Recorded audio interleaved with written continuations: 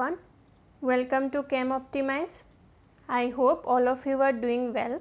So chemical kinetics का already 2 video upload हो चुका है इस चैनल में.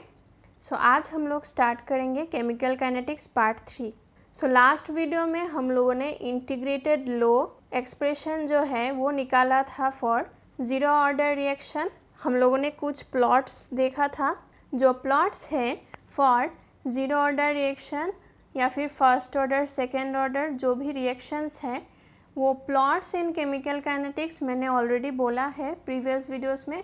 These are very important in the view of competitive exams.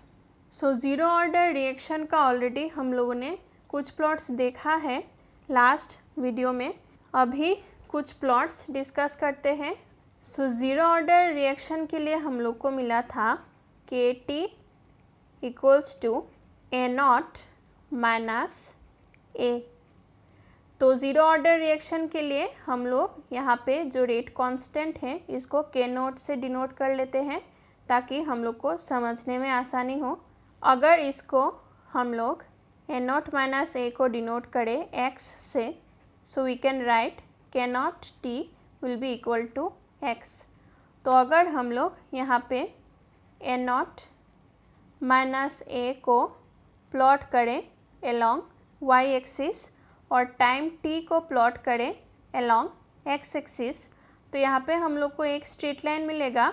A0 minus A this is y and t is x, so this will be y equals to mx type. यहाँ पे जो slope होगा that will be equal to K0. m will be equal to K0. So जो plot होगा वो हम लोग को स्ट्रेट लाइन मिलेगा क्योंकि यहाँ पे कोई इंटरसेप्ट नहीं है तो 0 पॉइंट से स्टार्ट होगा. सो हम लोग को कुछ ऐसा प्लॉट मिलेगा. इस स्ट्रेट लाइन का स्लोप होगा K0. That is the rate constant of the zero order reaction.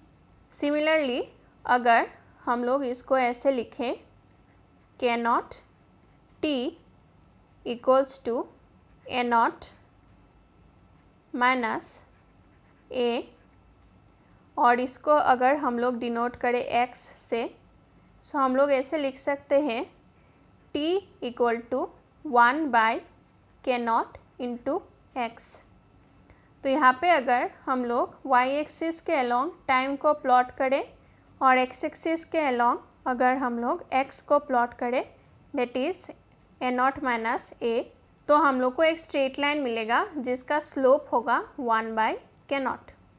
So will get a straight line क्योंकि यहाँ पे भी हम लोग को कोई इंटरसेप्ट नहीं मिला है. सो ये 0 से स्टार्ट होगा और इस स्ट्रेट लाइन का स्लोप होगा 1 बाय K0.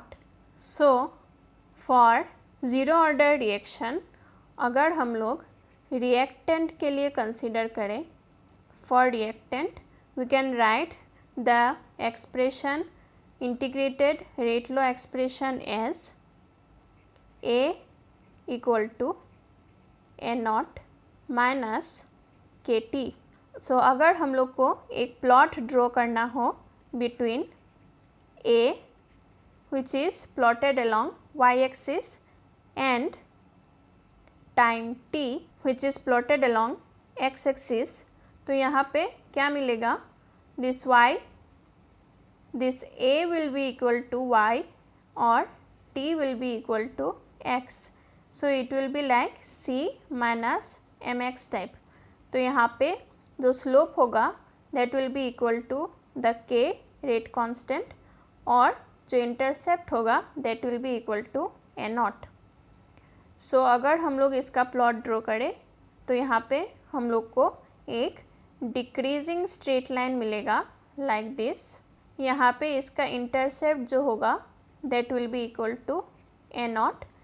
क्योंकि यहाँ पे माइनस साइन है इसलिए डिक्रीजिंग स्लोप मिला है हम लोग को और इसका स्लोप का वैल्यू होगा, मैग्नीट्यूड होगा K0. That is the rate constant of the zero order reaction. This is for reactant. Similarly अगर फॉर प्रोडक्ट हम लोग लिखें, सो प्रोडक्ट के लिए हम लोग लिख सकते हैं A equals to A0 plus K naught T. क्योंकि रिएक्टेंट टाइम के साथ डिक्रीज होता जाता है इसलिए बीच में माइनस साइन अप्लाई होगा, और प्रोडक्ट टाइम के साथ इंक्रीज होता जाता है इसलिए बीच में प्लस साइन अप्लाई होगा। सो यहाँ पे अगर हम लोग प्लॉट करें A along y axis and time along x axis, तो हम लोग को ये मिलेगा y equals to c plus M X type. यहाँ पे स्लोप होगा के नॉट और इंटरसेप्ट होगा ए नॉट।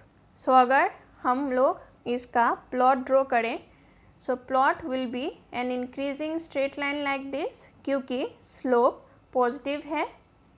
सो यहाँ पे हम लोग को इंटरसेप्ट मिलेगा ए नॉट, और क्योंकि प्लस साइन है सो स्लोप पॉजिटिव है और स्लोप का मैग्नीट्यूड होगा के not.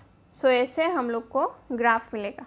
So now we will discuss integrated rate equation for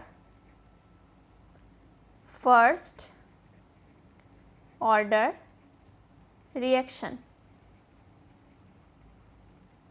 so first order reaction के लिए हम लोग अभी इंटीग्रेटेड रेट इक्वेशन कैसे निकालना है वो अभी डिस्कस करेंगे। सो फर्स्ट ऑर्डर रिएक्शन कैसे होगा, फॉर एग्ज़ाम्पल अगर हम लोग लिखें A to some products, then rate of reaction जो होगा that will be proportional to concentration of A to the power 1, या फिर अगर हम लोग लिखें 2a या फिर a plus a that gives us products. So यहाँ पे भी क्या होगा, rate will be proportional to a to the power 1। क्योंकि ये फर्स्ट ऑर्डर रिएक्शन है सो हम लोग यहाँ पे a स्क्वायर नहीं लिख सकते। अगर a स्क्वायर लिखे कॉन्सेंट्रेशन का पावर 2 कर दे तो हम लोग को सेकेंड ऑर्डर रिएक्शन मिल जाएगा। सिमिलरली अगर एक रिएक्शन हुआ like this a plus B give products, so rate जो होगा that will be proportional to either concentration of a to the power 1 और concentration of b to the power 1। कोई एक ही reactant के ऊपर डिपेंड करेगा by the power term 1। So let us discuss the simple case, that is the first case, a to some product p। So क्या होगा, initially अगर हम लोग कंसिडर करें at time t equals to 0, अगर हम लोग कंसिडर करें इसका कंसेंट्रेशन, रिएक्टेंट का कंसेंट्रेशन A, तब टाइम t इक्वल्स टू 0 में क्योंकि प्रोडक्ट फॉर्म नहीं होगा इसलिए प्रोडक्ट का कंसेंट्रेशन होगा 0, और at time t equals to t at any particular time अगर ये initial concentration of reactant A हुआ A mole per litre, so at any time t इस a मोल पर लीटर से कुछ x मोल per litre react कर जाएगा, तो हम लोग को जो बचा हुआ रिएक्टेंट रहेगा हम लोग का that will be equal to a minus X. So at any time t the concentration of the reactant will be a minus X. क्यों, क्योंकि A जो है a mole per litre that will be the initial concentration of the reactant and x mole per litre वहाँ से react कर गया at any time t, so जो बचा हुआ concentration है for the reactant that will be equal to a minus x, और क्योंकि x मोल पर लीटर रिएक्ट कर चुका है इसलिए प्रोडक्ट का concentration हो जाएगा x। so अगर हम लोग अभी रेट लिखें, so rate will be equal to concentration of a to the power 1, or we can write rate proportional to concentration of a था a minus x, so a minus x to the power 1 हो जाएगा। so हम लोग इसको लिख सकते हैं dx dt। Last derivation में हम लोगों ने ऑलरेडी डिस्कस कर लिया है ये कैसे dx dt होता है। So rate we can write as dx dt that will be proportional to a minus x. So यहाँ पे अगर हम लोग एक प्रोपोर्शनलिटी कांस्टेंट इंक्लूड करें सो ये होगा rate constant that is given by k1 क्योंकि फर्स्ट ऑर्डर रिएक्शन है इसलिए k1 लिख रहे हैं इंटू a माइनस एक्स. अभी इसको हम लोग रीअरेंज करके ऐसे लिख सकते हैं dx by a minus X will be equal to k1 into D T. यहाँ से हम लोग इंटीग्रेट करके हम लोग का इंटीग्रेटेड रेट लॉ इक्वेशन निकालेंगे. So let's give it as equation 1. So integrating equation 1 we get integration of dx by a minus x will be equal to integration of k1 dt. यहाँ से हम लोग को क्या मिलेगा integration of dx of a minus x क्योंकि k1 जो है कांस्टेंट है इसको हम लोग बाहर निकाल लेंगे इंटीग्रेशन ऑफ dt. सो अभी अगर हम लोग का ऐसा रहता इंटीग्रेशन ऑफ 1 बाई एक्स तो इसका आंसर होता ln x. तो यहाँ पे हम लोग को दिया हुआ है integration of 1 by a minus x तो हम लोग को लिखना है ln of a minus x into D D x of a minus X. So D D x of a minus x हो जाएगा -1 तो अल्टीमेटली हम लोग को मिलेगा minus of ln a minus x. तो वही यहाँ पे हम लोग लिखते हैं minus of ln a minus x into k1 integration of dt will be equals to t plus a constant of integration. अभी यहाँ पे हम लोग को कांस्टेंट ऑफ इंटीग्रेशन निकालना है. So at time t equals to 0 हम लोग का x जो था that is the amount of reactant that was decomposed or that had reacted that is x mole per liter वो क्या था 0 था क्योंकि टाइम t इक्वल्स टू 0 में रिएक्टेंट रिएक्ट ही नहीं किया था कुछ डिकम्पोजिशन ही नहीं हुआ था उसका इसलिए x 0 हो जाएगा.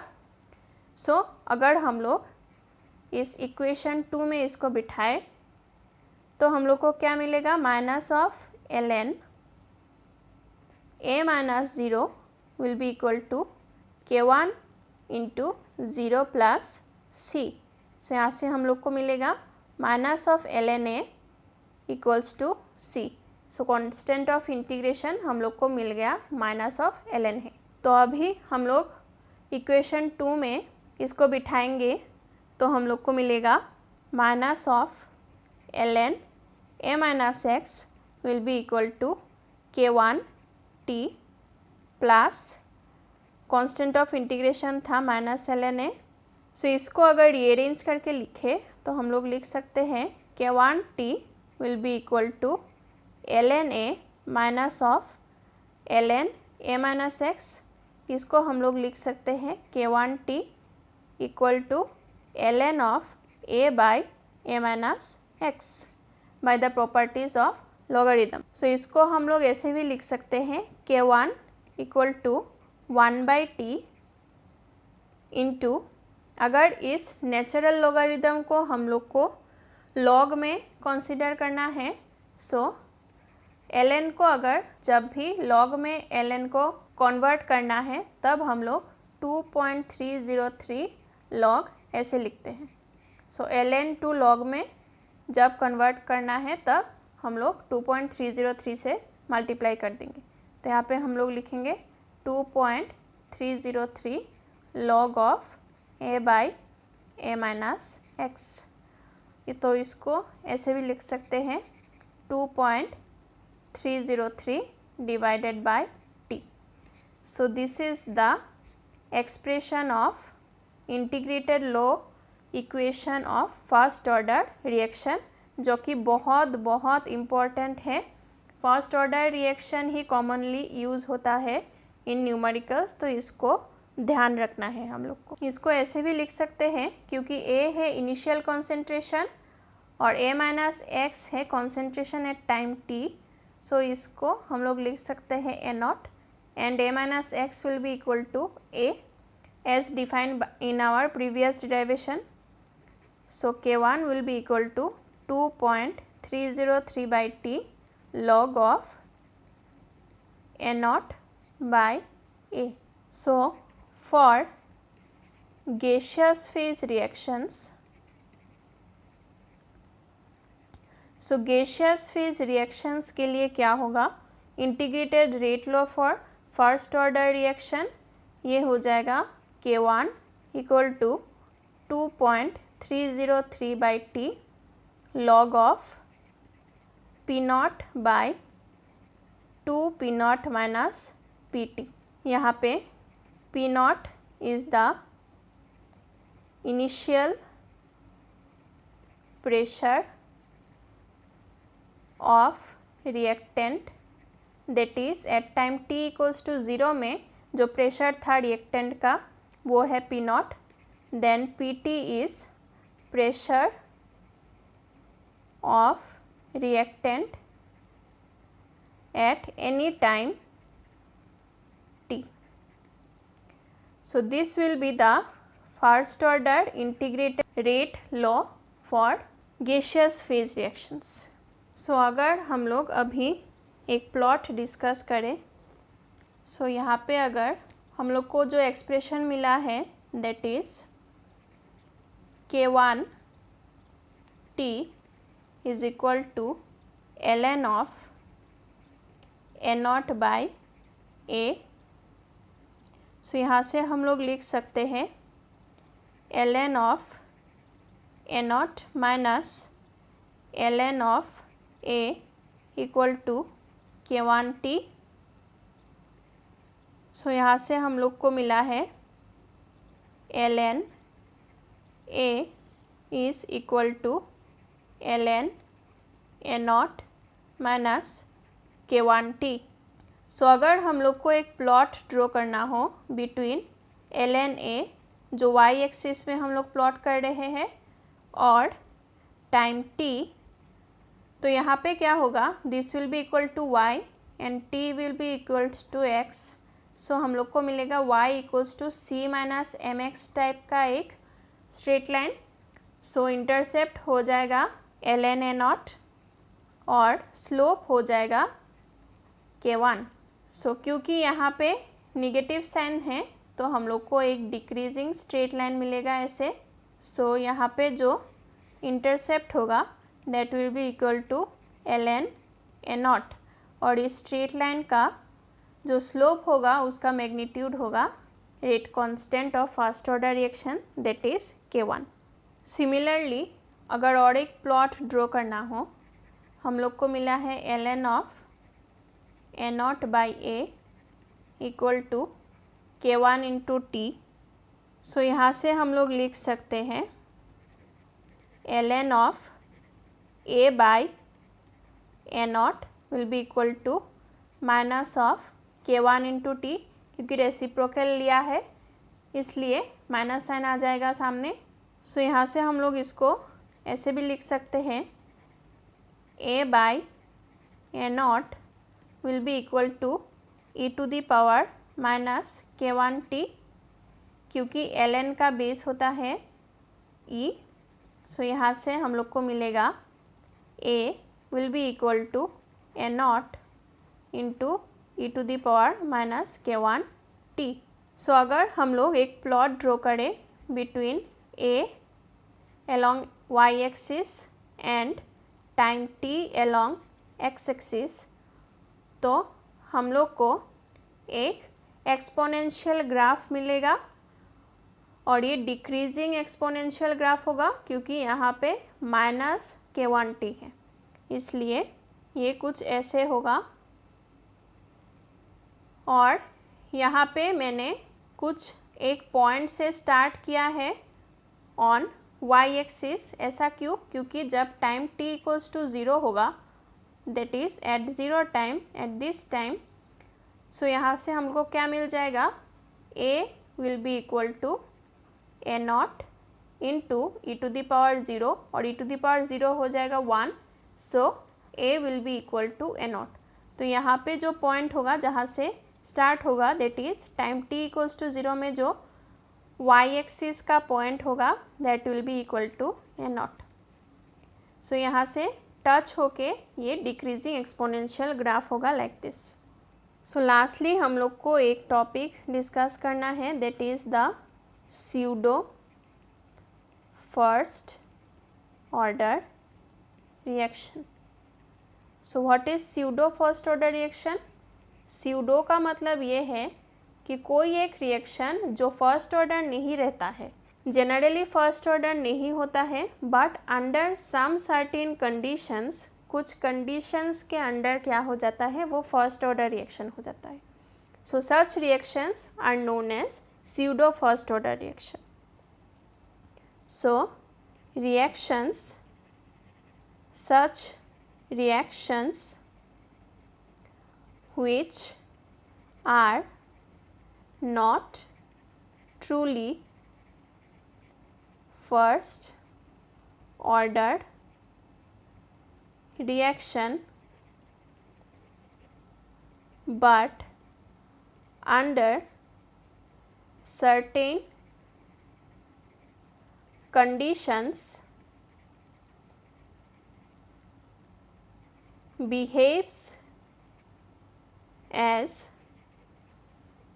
first order are known as pseudo first order reaction। जैसे कि for example acid catalysed hydrolysis of esters. जो एस्टर्स है उसका जो एसिड कैटालाइज्ड हाइड्रोलाइसिस होता है they are pseudo first order reaction. For example अगर हम लोग ले ethyl acetate CH3 COO C2H5 और इसका एसिड हाइड्रोलाइसिस करें तो हम लोग को मिलेगा CH3COOH that is acetic acid plus ethyl alcohol. तो ये रिएक्शन जो है ये जनरली फर्स्ट ऑर्डर रिएक्शन नहीं होता है, बट एसिड कैटालाइज्ड जब हाइड्रोलाइसिस करा जाता है तब हम लोग को ये स्यूडो फर्स्ट ऑर्डर रिएक्शन मिलता है। क्यों? क्योंकि जनरली क्या होता है एस्टर और वाटर दोनों के ऊपर डिपेंड करता है, बट इन एसिडिक कंडीशंस ये सिर्फ एस्टर के ऊपर ही रेट ऑफ रिएक्शन डिपेंड करता है। So rate depends on only the ester that is CH3COO C2H5 that is ethyl acetate. So सिर्फ एक ही रिएक्टेंट के ऊपर रेट ऑफ रिएक्शन डिपेंड कर रहा है, सो ये फर्स्ट ऑर्डर रिएक्शन के जैसा बिहेव करता है। So acid catalysed hydrolysis of esters are pseudo first order reactions. So next class में हम लोग डिस्कस करेंगे अबाउट सेकेंड ऑर्डर रिएक्शंस। और आप लोग को अगर कोई और टॉपिक सजेस्ट करना है कि मैं डिस्कस करूँ इस चैनल में, या फिर कोई टॉपिक अगर छूट गया है मुझसे और वो आप लोग चाहते हैं कि मैं कवर करूँ, तो आप लोग ज़रूर कमेंट बॉक्स में बताइए। और कोई भी अगर सजेशन हो तो आप लोग सजेस्ट कर सकते हैं इन द कमेंट सेक्शन। इस लेक्चर वीडियो का नोट्स आप लोग को डिस्क्रिप्शन बॉक्स में मिल जाएगा। आप लोग कैम ऑप्टिमाइज ग्रुप को फॉलो कर सकते हैं इन टेलीग्राम, इसका लिंक भी मैं डिस्क्रिप्शन बॉक्स में डाल देती हूँ। एंड कैम ऑप्टिमाइज ग्रुप और कैम ऑप्टिमाइज जो पेज है फेसबुक में, आप लोग उसको भी फॉलो कीजिए for regular updates and other information. उसका लिंक भी मैं डिस्क्रिप्शन बॉक्स में डाल देती हूँ। सो आज के क्लास के लिए इतना ही। Thank you so much for watching.